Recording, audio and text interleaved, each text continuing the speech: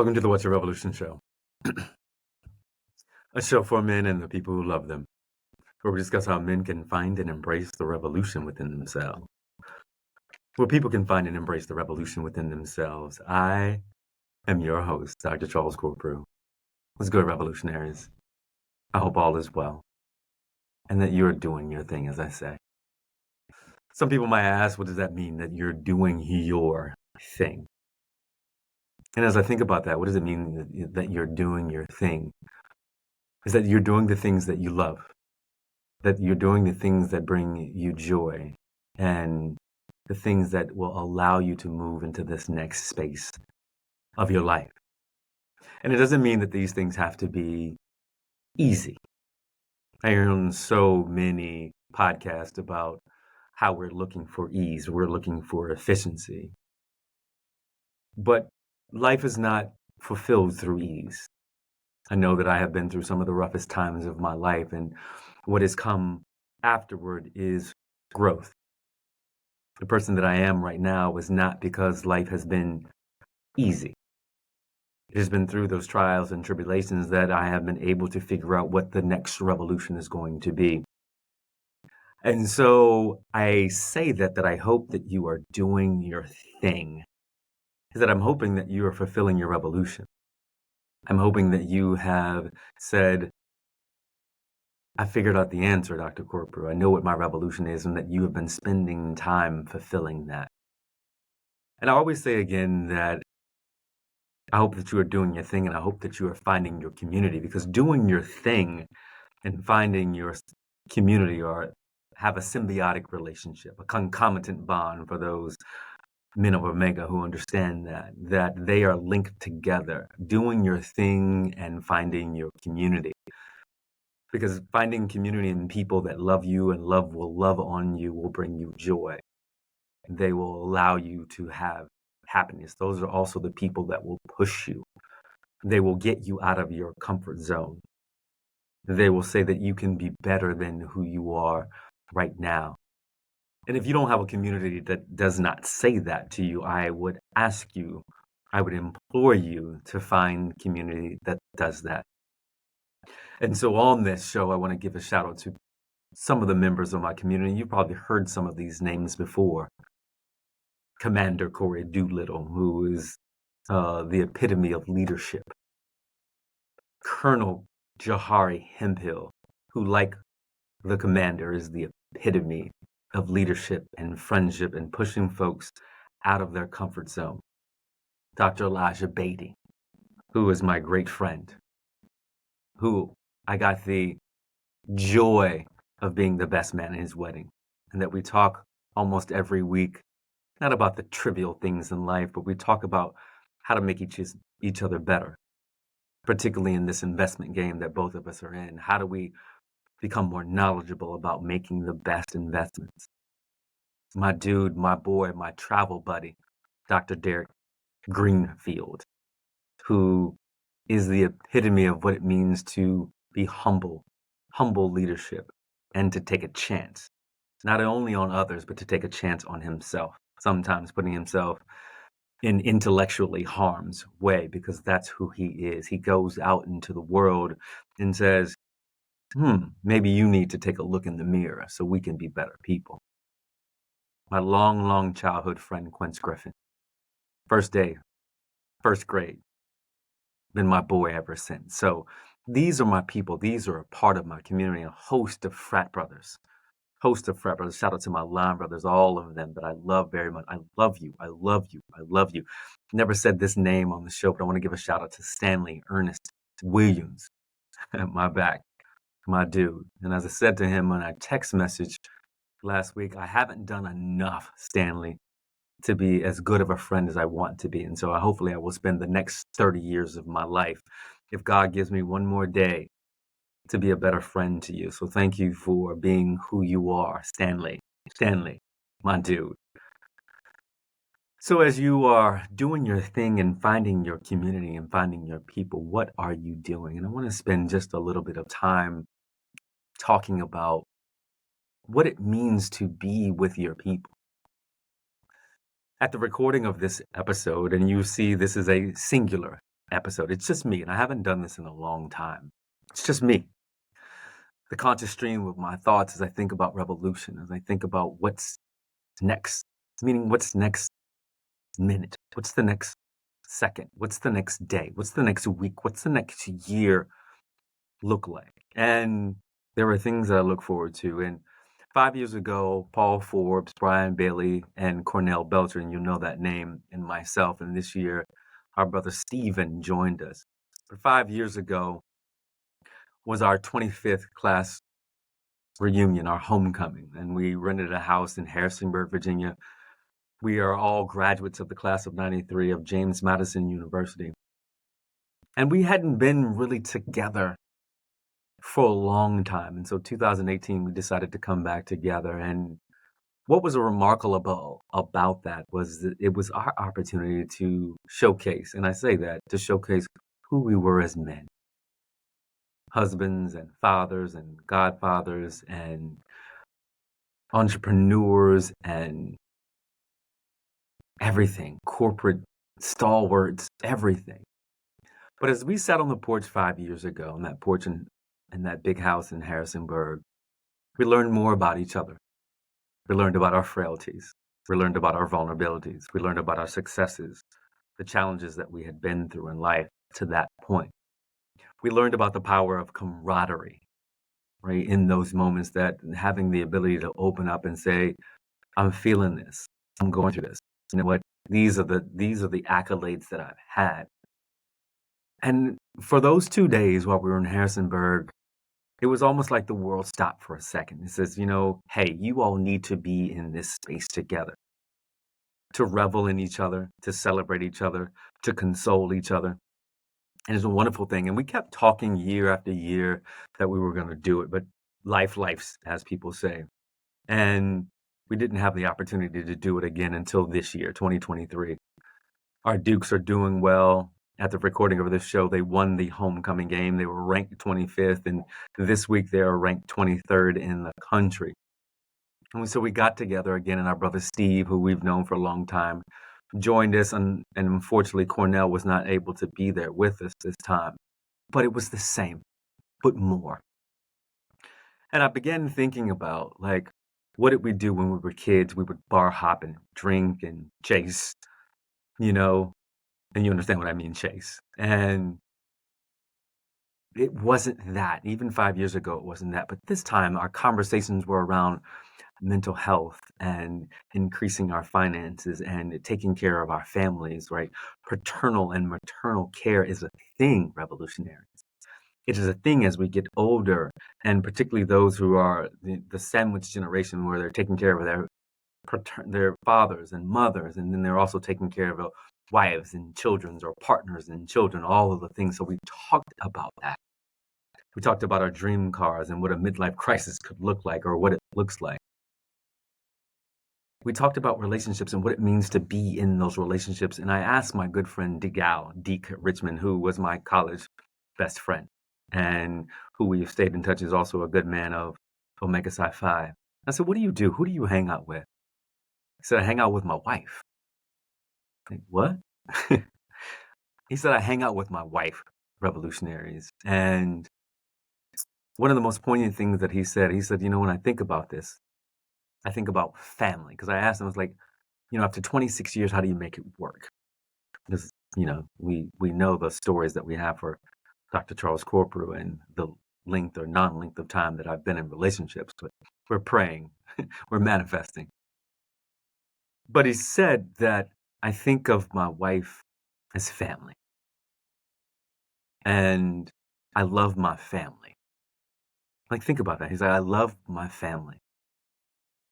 And he said, if I can't love my wife as family, then I chose wrong.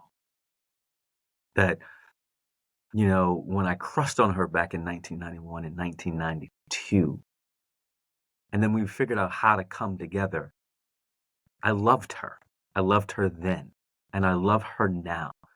And I may not always say it to her in a manner that she may want, but I love her. And that I love spending time with her. And that if I can't love my wife, then I don't need to be with her. And all I want to do really is to spend time with her. And that was one of the most poignant things that I heard the entire weekend. And it made me think about my own choices, revolutionaries. Like, who am I choosing to be a part of my life? Because for me to do my thing, revolutionaries, I have to be in community.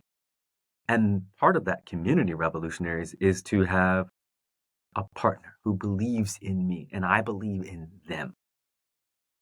That the woman that I want to be with also wants to be with me. That the person that I want to be with can show up for me as much as I can show up for them, revolutionaries. And it has stuck with me to think about that, to think about loving someone so much that they're family. They're not blood, but family.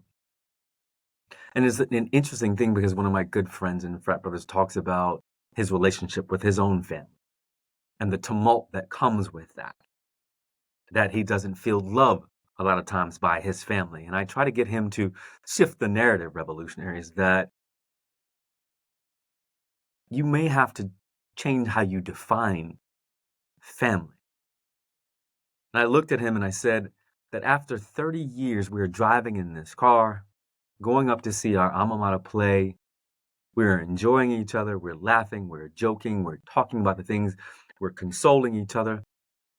You know that at any point in time that you can call and I will listen. You know that at any point in time that you need financial help, you need social help, you need whatever, that I am with you, but not only myself, but there are other people that love and care for you.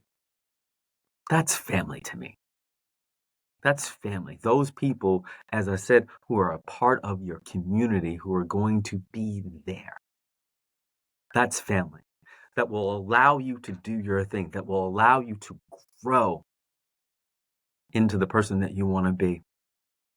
And one thing that you've heard me say on a number of shows previously, and I want to give a shout out. I didn't say his name, but he is a new friend, but it feels like an old friend, Dr. Travis Batts. And this relationship that we had, and this recurring episode that we have, revolutionaries, is that we talked about forgiveness.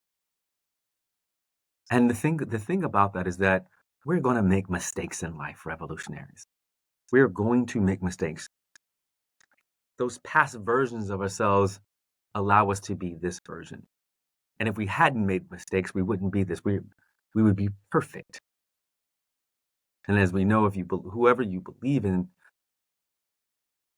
there's nothing that is perfect. There are flaws, even in things that are close to perfection. But as you grow, revolutionary, as you grow, understand that even the best of us makes mistakes.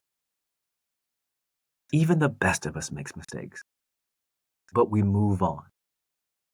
And we grow and we learn and we say, what can I do differently in my life? And for the first time, revolutionaries, in a long time, I'm good. It is a good feeling, right? It is a good feeling to know that I am working in my passion, in my purpose. And so I'm asking you, revolutionaries, are you working in your purpose, in your passion? When you wake up every morning, are you with the people that you want to be with? Are you working on the things that allow you to be in your zone of genius, in your zone of excellence, that you can proliferate the work that you want to do, that you can have the impact that you want to have in the world? And if you're not, revolutionaries, you have to ask that question. What's your revolution? And it may start with that personal revolution, like, who do I need to be so I can sit in my purpose? I can sit in my zone of genius. I can be passionate about the things that I love. I can be passionate about the people that I want to impact. And so I'm hoping that once you have that answer, you can surround yourself with people, that you can shift away from the things that haven't got you to the places that you want to be, and that you can evolve into the revolutionary that you want to be, that you'll make the right choices, that you'll have them canned, like, I should not eat sweets all week because I know it makes me sleepy. But it's Halloween at the recording of this episode, revolutionaries. It's Halloween, so I had a couple pieces of candy, and I know I'm going to be in New Orleans seeing my people this week, so I may have a beignet or two. But understanding what those choice points are, Who are your midwives? Who are your midwives? As my man Sean Dove says, and I want to shout out to him. We had a great conversation a couple weeks ago. It's interesting when the luminaries start calling me, asking me for help. It humbles me that the leaders of the pack call me and say, Dr. Charles, what do I need to do? How do I need to grow? Where do I need to go? How do I get there? Who are the people that I need to surround myself with? You have the knowledge, Charles. Guide me, lead me. When Sean Dove calls, I pick up. Who are the people that you pick up for? Who are the people that rely on you? Guide them, give them strategy, plan for them, show them the North Star where they need to go. Be their midwife. Be their midwife. And know this, even as you're moving through your space, someone's watching. Someone's watching, revolutionaries. Someone wants to see you succeed. Someone wants to see you move through this space. Someone wants to see you win. And my dear brother Vaughn, I've always wanted to see you win, no matter what. And I'm very, very happy for all your success, all the things that you're doing to win. You deserve everything that you are getting right now, dear brother. You deserve it all.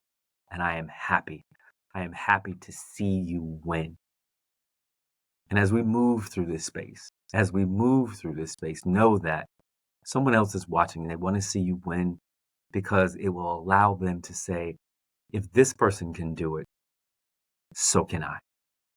So can I. So remember, keep yourself trimmed and lighted so that others that are less fortunate than you may have a path. And the last thing I will always say is that this is only one revolution. As we grow as individuals, as we grow as people, we must continually ask this pertinent question of ourselves. What's your revolution? Because you don't want to look back at 60, 70, or whenever the universe, the good Lord, or whatever you believe in takes you, and you look back and say, I didn't fulfill it. That I had this dream and I didn't go out and proliferate it out into the world. I didn't give it to the world. 12 years ago, this was seated in me. Sitting at graduation, Tom Friedman and Stevie Wonder. And there are days that I want to give it up. But I realize when I say this was given to me, this was given to me. What's been given to you that no one else, right? No one else can proliferate it like you. Move it out into the world, revolutionaries. Give it out. Give it freely out to the world because that's why it was given to you. That's why it was given to you and no one else. As I sat there at Tulane's graduation in 2011, listening to Tom Friedman talk about revolution, Tahrir Square, and juxtapose it to the revolutionaries of the civil rights movement, I kept asking myself, well, damn it, Charles, what's your revolution? What are you going to do with your life? It was seated in me then. And for 12 years, we have been asking that question. And for 7 years, we've been asking that question on this show. And I want you to know that we are here for you. That we are here for you. And we are looking forward to the unveiling of our new website that chronicles not just the show. It's What's Your Revolution with Dr. Charles Corprew. It's not What's Your Revolution show with Dr. Corprew. It's What's Your Revolution. And encompasses the show and our ability to give you the tools and tips and strategies that you need to be the most revolutionary version of yourself. And for those, our ask is, once that website is up, we're going to ask that you give us your email so I can send you that first piece of how to answer that question. That's all we need. That's all you need. Many people say, I don't know. It's taking me so long. I don't know how to answer. I'm going to give you the guide. I'm going to give you the guide in how to answer this question. And then I hope you come along this journey with me to be the most revolutionary person for yourself, for your partners, for your family, for your communities, for your organizations, and for the world. Because revolutionaries, we need you. We need you to be the most revolutionary version of yourself. Because if you're not, the world can't get what you only have inside of you. Remember that. Whoever you believe in, whatever you believe in, will give you something that is just yours. Believe in that. Cultivate it. Proliferate it. I know that's my word, revolutionaries. And give it to the world. I love you. I love you. I love you. We'll see you soon. Take care.